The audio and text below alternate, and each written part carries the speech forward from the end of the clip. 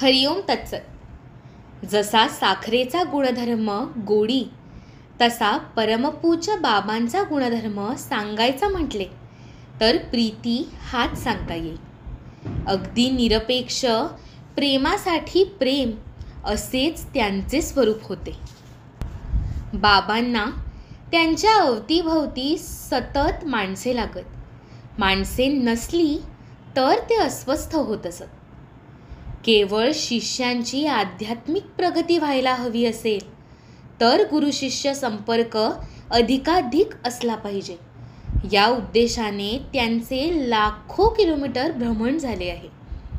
परमपूज्य बाबांनी व्याख्याने, प्रवचने या माध्यमातून अध्यात्म न शिकवता ते भजनाच्या माध्यमातून शिकवले.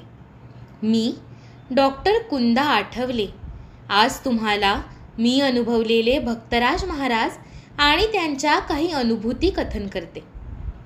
समस्त सिद्धी परमपूज्य बाबांच्या चरणाशी होत्या, पण त्याचा वापर मात्र भक्तराजांनी क्वचितच केला. असाच एक प्रसंग कथन करते. नाशिकवरून एक भक्त भक्तराजांच्या दर्शनाला आले होते. त्या भक्ताच्या भावजईला अनिष्ट शक्तीचा त्रास होत होता. ती तिन्ही सांजेला तिच्या घराबाहेर असलेल्या टॉयलेटमध्ये गेली होती. तिथून ती वेगळ्याच अवस्थेत आली. ती जोरात आरडाओरड करू लागली. घरात देवासमोर कोणी पूजा करीत असेल किंवा उदबत्ती निरांजन लावत असेल तर ती म्हणायची, हे कशाला लावता, फेकून द्या हे. इतकी बेफाम व्हायची की 3-4 माणसांनाही ती आवरत नव्हती. परमपूज्य भक्तराज महाराजांनी त्यांची समस्या ऐकून घेतली व तिला घेऊन कांदळीला येण्यास सांगितले. तिचे हातपाय बांधून तिला कशीबशी जीपमधून कांदळीला आणली. तिला गाडीतून 4-5 माणसांनी खाली उतरवून पूज्य बाबांच्या खोलीत नेले. बाबांच्या खोलीत ती खोलीभर लोळत होती. बाबा शांतपणे तिच्याकडे बघत बसले होते. तिची अवस्था फार केविलवाणी होती. बाबांनी कुणाला तरी अंगारा आणायला सांगितला. त्यांनी तिला अंगारा लावला आणि शांत व्हायला सांगितले. त्यानंतर 5 मिनिटांनी ती शांत झाली आणि उठून बसली. ती कांदळीला कशी आली याचे तिलाच आश्चर्य वाटत होते. नंतर बाबांनी तिला 4 पुरणपोळ्या करायला लावल्या आणि सांगितले की समोर चिंचेची 3 झाडे आहेत. प्रत्येक झाडासमोर 1 पुरणपोळी ठेव आणि 4थी स्वतः खा. तसे तिने केले. त्यानंतर तिला कधीच त्रास झाला नाही. असाच आणखी एक प्रसंग अनुभवण्यास आला. एकदा बाबा गोव्याला आले होते. आम्ही बाबांसोबतच होतो. आल्या आल्या ते म्हणाले, आम्हाला स्मिता रावकडे जायचे आहे. त्यावेळी स्मिता राव तिच्या जुन्या वाड्यात राहायची. त्यांच्या वाड्यात आम्ही सगळे पोहोचलो. बाबांचे छान स्वागत झाले. सगळ्यांचे चहा पाणी झाले.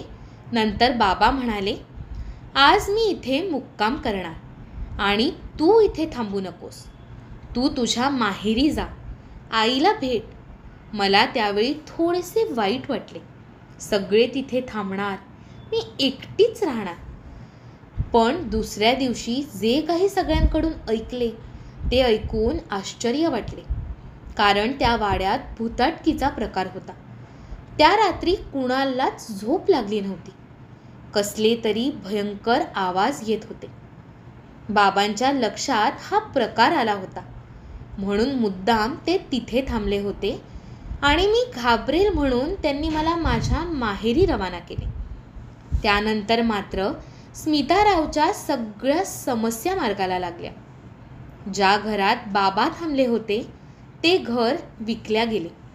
स्मिताला तिचा हिस्सा मिळाला. बाबांच्या मार्गदर्शनाखाली तिने नवीन जागा विकत घेतली. तिथे घर बांधायला बाबांनी संमती दिली. घराचे बांधकाम बघायला बाबा येत असत. भक्तवत्सल भक्तराज भक्तांसाठी किती कष्ट घेत असत हे या प्रसंगावरून कळून येते. अडकलेल्या जीवांना मुक्ती देऊन त्यांच्या पुढील प्रवासाचा मार्ग मोकळा करण्याचे सामर्थ्य त्यांच्यात होते. बाबांच्या या लीला मी जवळून अनुभवल्या आहेत. परमपूज्य नानांची सिन्नरच्या धनदेश्वर शिवमंदिरात घडलेली अशाच प्रकारची एक घटना आठवण करून देते. नर्मदेच्या तटी वसलेले सिन्नर या गावी पूज्य नाना यात्रा करीत पोहोचले. एक शांत शिवमंदिर पाहून रात्रीचा मुक्काम करण्यासाठी त्यांनी आसन लावले आणि मध्यरात्रीच्या सुमारास नानांना ब्रह्मसंबंधाने त्रास देण्यास सुरुवात केली. नानांजवळ गुरुबळ होतेच आणि अनेक सिद्धी त्यांच्या चरणी लीन होत्या. त्यांनी त्या ब्रह्मसंबंधाला स्वतःजवळील अंगारा लावायला दिला आणि त्याला त्याचा देह नर्मदेला अर्पण करायला सांगितला. त्याने त्याप्रमाणे केले. भयंकर गर्जना करीत त्याने त्याचा देह नर्मदा मैयात अर्पण केला. पूज्य नानांनी त्या ब्रह्मसंबंधाला मुक्ती प्रदान केली. असे हे सामर्थ्यवान महान संत आपले रक्षण करण्यासाठी आपले सद्गुरू म्हणून आपल्या जीवनात आले आणि त्यांनी आपला जन्म मृत्यूचा प्रवास सुखकर केला. पूज्य भक्तराज महाराजांच्या आणि पूज्य नानांच्या कार्य करण्याच्या पद्धतीत अशा प्रकारची समन्वयता आढळते.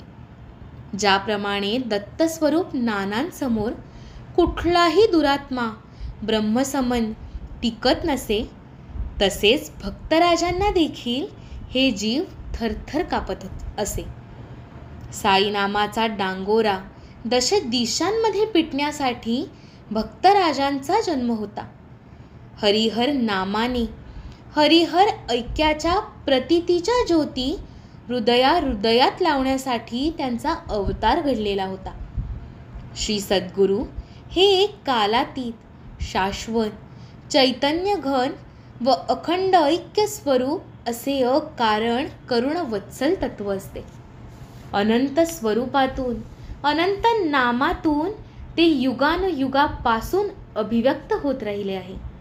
ते आजही याही काळात साधकाच्या हाकेला प्रतिसाद देण्यासाठी धावून येते. याची जिवंत साक्ष म्हणजे भक्तराज माऊली. हरिओम तत्सत.